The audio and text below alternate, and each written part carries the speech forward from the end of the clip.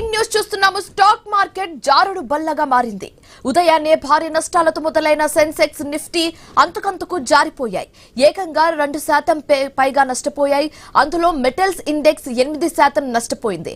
Capital goods, auto సెక్టార్లకు భారీ నష్టాలు వచ్చాయి.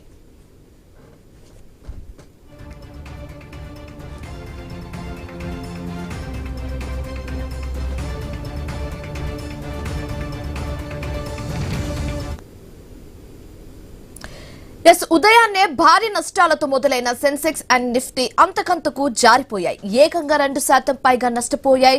అందులో మెటల్స్ ఇండెక్స్ 8% నష్టపోయింది. ఇదే అంశానికి సంబంధించి మాట్లాడడానికి మనతో జాయిన్ అవుతున్నారు స్టాక్ మార్కెట్ అనలిస్ట్ ప్రభు గారు. ఆయనతో మాట్లాడతాం. గుడ్ ఆఫ్టర్నూన్ ప్రభు గారు. సో స్టాక్ మార్కెట్ గురించి మనం ఒకవేళ క్లియర్ గా ఒకసారి కన్సిడర్ చేస్తే మెటల్స్ కూడా చాలా అప్స్ అండ్ డౌన్స్ వస్తుంది. సో ఈ వీక్ ఆల్రెడీ ఆల్మోస్ట్ అయిపోయింది కాబట్టి నెక్స్ట్ వీక్ ఎలా ఉండే ఛాన్సెస్ ఉన్నాయి? మార్కెట్ లెవెల్స్ ఇంకా సపోర్ట్ లెవెల్స్ తీసుకున్నట్లేదు. కాకపోతే ఈ అందరూ ఇంకా పడుతుంది అన్నా గానీ కొంచెం స్టాగర్డ్ మేనర్ లో బై చేసుకోవడం మంచిది. కాబట్టి ఇప్పటి నుంచి కొంచెం మంచి స్టాక్స్, ఫండమెంటల్స్ ఉన్న స్టాక్స్ బై చేసుకోవచ్చు. గ్రాడ్యువల్ డిప్ బయింగ్ స్ట్రాటజీ పెట్టుకుంటే మంచిది. ఎందుకంటే ఇక్కడ నుంచి ఇంకా ఎంతవరకు ఎస్కలేషన్ అవుతుంది, ఎంతవరకు ఇప్పుడు స్ట్రైట్ ఆఫ్ హార్మూజ్ ఓపెన్ అవ్వాలి, అది ఎప్పుడు ఓపెన్ అవుతుందో ఎవరు చెప్పలేరు. No one will tell. దానికి అనుగుణంగా ఓపెన్ అయింది అనుకోండి, ఇప్పుడు సండే లోపల సెటిల్ అయింది అనుకోండి, ఓపెన్ అయితే మండే నుంచి మళ్ళీ పెరిగే ఛాన్స్ ఉంటుంది. లేదు ఇంకొక వారం ఉందనుకోండి, ఎందుకంటే వాళ్ళకు కూడా ట్రంప్ కూడా ఇది డౌట్ వచ్చే $50 బిలియన్ అంటే దాదాపుగా ఇప్పుడు $11 బిలియన్ ఖర్చు అయింది యుఎస్ కి. సో అందుకనే వాళ్ళు అర్జీ పెట్టింది కూడా $50 బిలియన్ కావాలని. అంటే ఇంకా నెక్స్ట్ 3 వీక్స్ కూడా కొంచెం కంటిన్యూ అవుతుంది.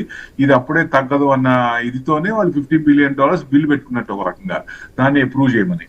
సో అంటే వారు కొంచెం ఇంకా, ఎందుకంటే ఆయన కండిషన్స్ కంటే మా కండిషన్స్, లెజిటిమేట్ కండిషన్స్, వాళ్ళ 3 కండిషన్స్ ఇరాన్ పెట్టింది. అంటే రైట్ టు పీస్, న్యూక్లియర్ ఇది చేసుకోవడానికి మేము వేరే వాళ్ళ మీద ఇయ్యం, కానీ మాకు ఇదిగా ఉంటుందని, అది మేము ఇది చేసుకోవాలి న్యూక్లియర్ ఎనర్జీ మీద అనేది ఒకటి. అదైతే సమస్య లేదు. అసలు గొడవంతా దానికే కదా. ఇప్పుడు నష్టపరిహారం ఇప్పుడు దాకా వచ్చిన నష్టపరిహారం వాళ్ళకి రోజుకు $1 to $2 బిలియన్ నష్టం అవుతోంది. అదంతా ఈ మనీ ప్లస్ ఇప్పుడు జనరల్ గా ఏమవుతుంది, ఇదివరకు సౌత్ ఆఫ్రికా, ఖతారు, బహ్రెయిన్, ఇప్పుడు ఈ యుఎస్ బిల్ ఉంది కదా, ఈ వార్ బిల్ మొత్తం వీళ్ళు జీసీసీ కంట్రీస్, ముస్లిం కంట్రీస్ నుంచి ఆయన వసూలు చేస్తాడు రేపు. ఎందుకంటే సపోర్ట్ చేశారు కాబట్టి అక్కడి నుంచి ఈ వార్ ఖర్చు మొత్తం లాగుతారు. అంతకుముందు చూసాం కదా గాజాలో ఏమైందో. సో యుక్రెయిన్ లో కూడా అంతే కదా, మినరల్స్ తీసుకున్నారు. యుక్రెయిన్ పరిస్థితి ఏంటి, అటు పక్కన రష్యా పార్ట్ అండ్ పార్సల్ దాన్ని కొంత వాళ్ళ పార్ట్ తీసుకున్నారు, ఆక్యుపై చేశారు, వాళ్ళ కంట్రోల్లో వచ్చేసింది డోమ్స్ గానీ అట్లాంటి ప్లేసెస్ లో. ఇక్కడేమో మినరల్స్ ఏమో యుఎస్ కి ఇచ్చాడు. ఇక పరిస్థితి ఏంటి, యుక్రెయిన్ పరిస్థితి ఏంటి, రేపు పొద్దున బతికున్నా చచ్చిపోయినట్టే కదా. సో అన్ని రకాలుగా ఎవరికి వాళ్ళు ఇది తీసుకున్నట్టుంది. అట్లానే ఇప్పుడు రేపు పొద్దున ఇదే పరిస్థితి అవుతుందా అని డౌట్ వస్తుంది. సో కంటిన్యూ అయితే అంటే international guarantee money, international guarantee రేపు మేము ఏమి అటాక్ చేయము, ఇట్లాంటివన్నీ. మరి ఈ కండిషన్స్ తో ట్రంప్ ఒప్పుకుంటారా అనేది పెద్ద డౌట్. సో డెఫినెట్ గా మార్కెట్ కి అన్సర్టనిటీ ఇంకా ఉంది. కానీ ఎంతవరకు అంటే మనం లాస్ట్ టైం అనుకున్నట్టు ఫ్రీ ఫాల్ 23,960 కనుక ఇదైతే జనరల్ గా ఏప్రిల్ లో 21,800 అక్కడ వరకు రావచ్చు. అంటే మనకి 22,750 నెక్స్ట్ సపోర్ట్ ఉంది. ఆ సపోర్ట్ కనుక కట్ అయితే 21,800 ఆరామ్స్ వచ్చే ఛాన్స్లే ఉంటాయి. ఏది ఇష్యూస్ కనుక సెటిల్ కాకపోతే. లేదు ఈ వారం మనం ఆటో సెక్టర్ లో కూడా భారీ నష్టాలు చూస్తున్నాము. క్యాపిటల్ గూడ్స్ అండ్ అలాగే ఆటో సెక్టార్స్ లో కూడా భారీ నష్టాలు చూస్తున్నాము. సో మెయిన్ రీజన్స్ ఏమై ఉండొచ్చు అంటారు దీనికి?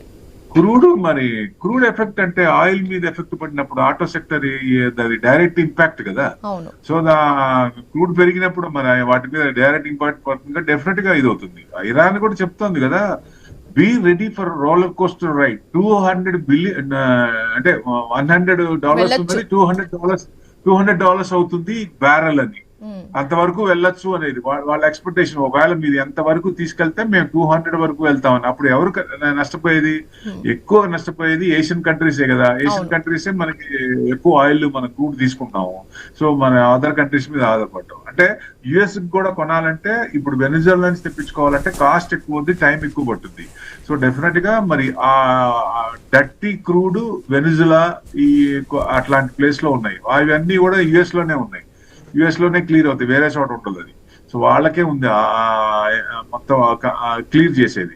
సో అట్లా ఇప్పుడు వాళ్ళు ఎంతవరకు యుఎస్ మరి వెనకడుగు వేస్తుందా, ఒక రకంగా వెనకడుగు వేసినట్టే, ఒక రకంగా ఇరాన్ గెలిచినట్టు చూడండి.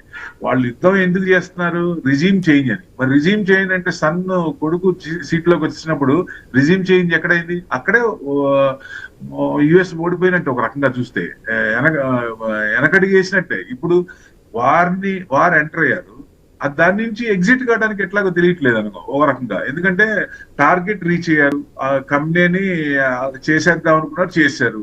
What next? మిలిటరీ పని ఏంటి అక్కడ? ఇవాళ వెనక్కి రావాలి, ఏ కాజ్ చెప్పి రావాలా? సో వాళ్ళకి నెక్స్ట్ సన్ కూడా ఇది చేస్తా చంపేస్తా అంటే ఎవరిని ఉంచరా? దేశంలో అందరినీ అట్లా చంపుకుంటూ పోతారా? మీరు ఇది అంటే ఈ రూల్స్ అండ్ రెగ్యులేషన్స్ ఏది కరెక్ట్ కాదు.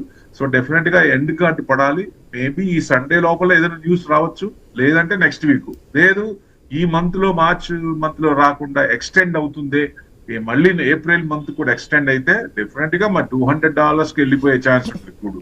అప్పుడు మరి ఇప్పుడు ఫెర్టిలైజర్స్ కూడా అక్కడి నుంచి రావాలి. ఫెర్టిలైజర్స్, ఎనర్జీ ప్రొడక్ట్స్, గ్యాసోలిన్, ఇవన్నీ కూడా.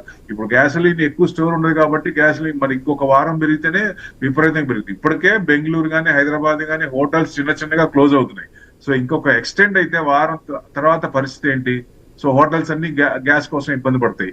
సో డెఫినెట్ గా ఇది ఎఫెక్ట్ కరెంట్ అకౌంట్ డెఫిషియట్ మీద పడుతుంది. ఇది మొత్తానికి ఇన్ఫ్లేషన్ మీద పడే ఛాన్సులు కూడా ఉంటుంది. ఇవాళ నైట్ యుఎస్ జీడిపి అని ఇన్ఫ్లేషన్ ఉంది, దట్స్ మెయిన్ ఇంపార్టెంట్.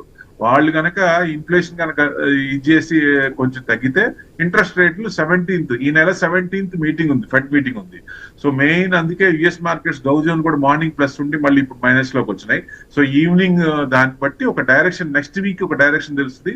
అది కనుక పాజిటివ్ వస్తే క్లోజింగ్ కనుక మన యుఎస్ మార్కెట్స్ కనుక క్లోజ్ అవటం ఇవాళ ఫ్రైడే కాబట్టి, ఫ్రైడే వాళ్ళ మార్కెట్స్ ప్లస్ లో క్లోజ్ అయితే మనకి మండే గ్యాప్ అప్ అయ్యే ఛాన్స్ ఉందా అంటే గ్యాప్ అప్ అయి నిలబడుతుందా లేదా అనేది crude will decide, crude factor will decide. Main crude మనకి ఇబ్బంది కాబట్టి strait of Hormuz to be open at any cost. ఎంత త్వరగా ఓపెన్ అయితే అంత మంచిది. దాని అనుగుణంగా స్టెప్స్ పడతాయా, దాన్ని ఎస్కలేట్ చేయడానికి స్టెప్స్ పడతాయా అనేది ఇంపార్టెంట్ అండి. We have to wait and see. Right, thank you so much Prabhu గారు.